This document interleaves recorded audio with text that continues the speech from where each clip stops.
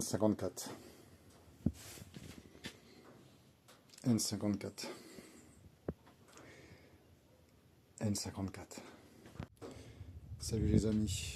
Bon, aujourd'hui, on va essayer de faire une petite vidéo pour vous présenter le close deck Epoxy. Alors j'avoue, c'est la première fois que je le fais, donc faire une vidéo tout en faisant ça pour la première fois, je me mets un petit peu la pression, je vous avoue. Donc, bloc 9 N54. Voilà. Donc on va faire un petit close deck Epoxy. Voilà, donc je vais essayer de vous montrer quelques étapes. C'est relativement simple, hein, tout est expliqué, on a beaucoup d'informations. Donc normalement je devrais y arriver sans trop de problèmes. Donc on va préparer le bloc dans un instant. Bon, voilà, première étape de masquage. Voilà. Je vous conseille d'utiliser un cutter comme ça de précision pour faire les découpes. J'avais acheté ça, mais ça c'est trop gros et c'est pas assez précis. Donc vraiment, ça c'est vraiment top. Ensuite il reste à boucher, donc ça voilà, je l'ai bouché. Il faudra boucher ici.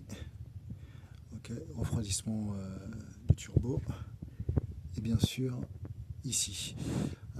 Si vous utilisez un single turbo et qui refroidit par air, on s'en fout, hein. Vous pouvez laisser l'époxy rentrer dedans, mais par contre single turbo avec turbo refroidi par eau ou toujours les jumeaux, eh ben, il faut faire vraiment attention parce que l'époxy va descendre d'environ 2 cm à 2 cm 5 et ça risque de boucher totalement le trou ici. Voilà, donc idem de ce côté là, donc soyez prudents. Donc j'ai bouché les pores. Ensuite, je vais déverser du sucre au fond pour faire comme un tamis.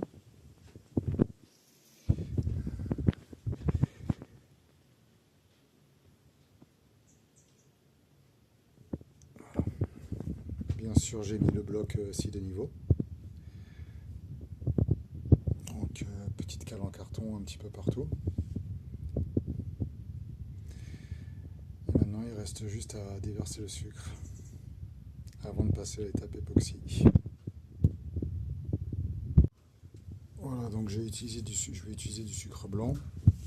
Je vais utiliser ça aussi pour verser mon sucre et pour aussi après verser la résine. Ça sera beaucoup plus pratique que les espèces de poches.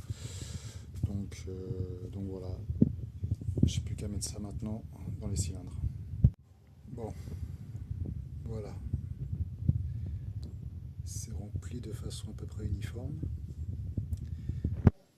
Alors concrètement, j'ai utilisé ça comme jauge, donc je suis à peu près à presque 2,5 cm. Ensuite tu passes comme ça, tu viens tapoter, et puis tu ramènes le sucre par là petit à petit. Ici c'est facile, que si tu as mis trop de sucre, tu prends une petite cuillère, tu enlèves le surplus.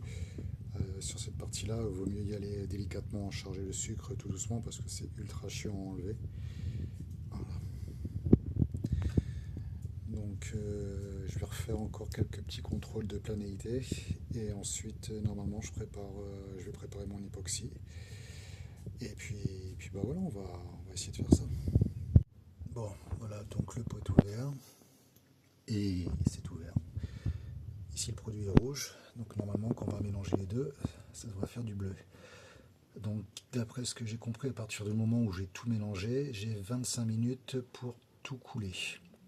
Voilà. Bon, bah on va s'attaquer à ça. Bon, voilà. Voilà ce que j'ai fait. En fait, il faut y aller par couches successives. Et ça donne ça. Maintenant, il faut laisser sécher au moins 24 heures.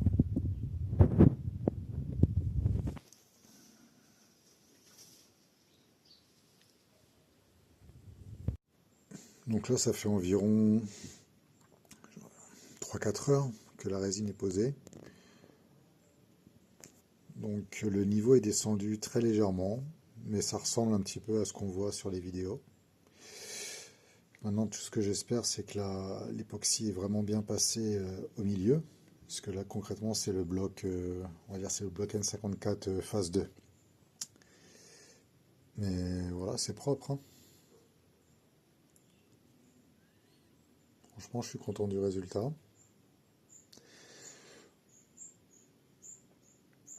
Mais bon, dans la théorie, hein, je pense que ça a dû passer. Pour moi, ça semble physique, hein, quand on commence à couler quelque chose ici, quelque chose ici. Au bout d'un moment, forcément, ça rentre. Donc on verra bien, ce sera la surprise. Donc on verra demain après-midi. Je poserai le joint de culasse dessus.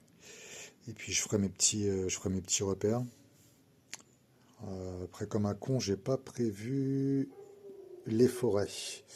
Donc ça, je verrai peut-être en courant de semaine au taf pour avoir des bons forêts. Et puis on continuera la suite de la vidéo. Mais je suis vraiment content du résultat. C'est vraiment top. Bon, quand l'époxy est sec, donc on prend un joint de culasse et puis on fait le tracé des passages d'eau.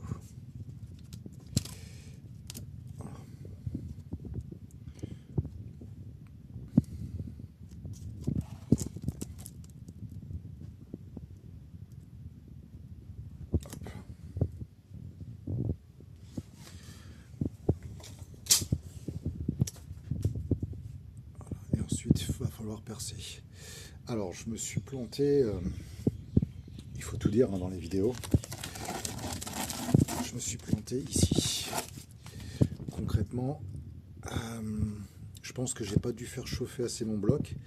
Et sur les N54 phase 2, en fait, on a les sillons ici. Et mon époxy n'est pas suffisamment rentré. Alors en soi, ça pourrait passer, hein. On va pas se mentir. Là, c'est un peu du chichi, hein. J'ai recommandé un petit peu d'époxy pour pouvoir combler. Alors je vais bien me faire chier, hein, parce qu'on est vraiment pas large. Mais je vais combler quand même là-dedans. A savoir que les close deck N54 pour les blocs Gen 2, les close deck en général en aluminium, hein, les sillons sont pas bouchés, hein. Donc je pense que je me fais vraiment chier pour rien. Mais bon, c'est pas grave, j'ai du temps. Donc on va essayer de faire les choses correctement. Donc ensuite, voilà, il y aura des trous à faire. Donc normalement, la plupart des trous, c'est du... Voilà, on va se faire des forêts 4 mm. Et puis je perce au milieu ici, puis ici, pareil. Bon là, 4 mm ici, ça devrait suffire. Certains ici le percent, d'autres non. Je pense que je vais le faire aussi. Là, forcément, on perce beaucoup plus gros. Et puis ensuite, avec genre la Dremel ou un truc comme ça, on y va. On agrandit le trou, on lui donne une belle forme. Et puis, pareil ici, je pense que là, j'ai de la place pour travailler un trou un petit peu plus gros qu'en 4 mm. Là, je pense que ça restera en 4. Le problème, c'est que si vous percez trop gros, en fait, on fragilise concrètement l'époxy. Donc, il faut pouvoir créer un passage sans non plus fragiliser ce qu'on a fait.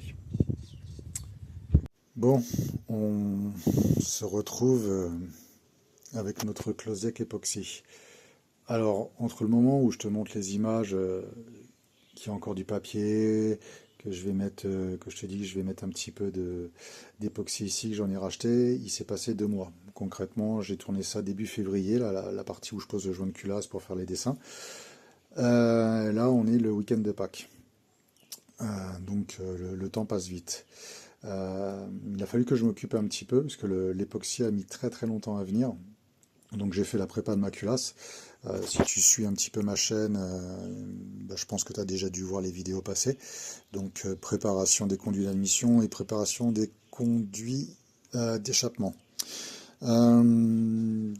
Donc voilà, j'ai réussi à mettre l'époxy dans les rainures. Donc concrètement, j'ai bien masqué sur les cylindres, autour des cylindres. J'ai mis la pâte à joint dans les coins. J'avais pas fait mes perçages, hein, justement pour pas être embêté. Et puis bah ensuite j'ai fait couler mon époxy dedans, racler avec un petit réglet, chauffer au décapeur thermique pour que ça soit bien liquide. Et puis bah voilà, le résultat est plutôt propre. J'avais vraiment peur de faire un travail de cochon. Euh, Entre-temps, j'ai fait aussi, donc je suis passé en 11 mm aux extrémités. Encore une fois, merci l'atelier du Max, Maxime, pour le prêt de matériel. Franchement, c'est top. Donc j'ai pu faire vraiment quelque chose de bien et de propre. Euh, Écoute, au moins close deck et puis full 11 mm partout. C'est vraiment nickel. Donc voilà, j'ai fait tous mes perçages. Donc finalement, je suis passé en 5 mm partout. Il y a certains endroits où j'ai fait un peu d'usinage, tu vois. Il m'est arrivé une petite galère aussi. Alors attends, bouge pas, je te montre. Euh, pour faire simple, j'avais utilisé tu vois, ce genre de matériel, ce genre de petites fraises là pour faire les formes là. Et j'ai pas assez serré mon mandrin. Et c'est tombé dans le bloc. Donc j'ai galéré pour le retrouver, puisque en fait il y a un moment où ça bougeait un petit peu et je l'entendais, et il y a un moment ça s'est coincé. Donc là j'ai dû prendre un endoscope, j'ai réussi à trouver où est-ce qu'elle était. Donc c'était coincé tout au fond là-bas. Et là avec l'endoscope, un petit morceau de fil de fer, écoute, j'ai réussi à l'extraire, mais c'est coup de chance pas possible. Voilà. Donc voilà, finalement, écoute, le travail s'est bien passé, je suis plutôt content du résultat. Le projet avance doucement, mais il avance. Donc préparation de la culasse, le close deck époxy, le full 11 mm partout. Donc voilà, c'est plutôt pas mal. Je suis vraiment content du résultat. Pour moi, j'estime que c'est à la portée de tout le monde, hein. Il n'y a pas spécialement de difficulté. Il faut juste avoir quand même un minimum de matériel, perceuse, forêt, un décapeur thermique, des conneries comme ça, du sucre. Bon, ça tu vas acheter chez Leclerc. Mais franchement, non, non, ça se fait vraiment bien. Donc voilà, si vous avez des questions, bah, n'hésitez pas, hein, vous savez où me contacter. Ça peut être sur la chaîne YouTube, ça peut être sur Instagram, ça peut être maintenant sur TikTok. Ouais, c'est surprenant, mais ouais, de temps en temps, je poste quelques trucs. Ça peut être sur Messenger, donc voilà, n'hésitez pas. Si vous avez des questions concernant le close deck époxy, j'essaierai de vous répondre au mieux. Allez, salut les amis.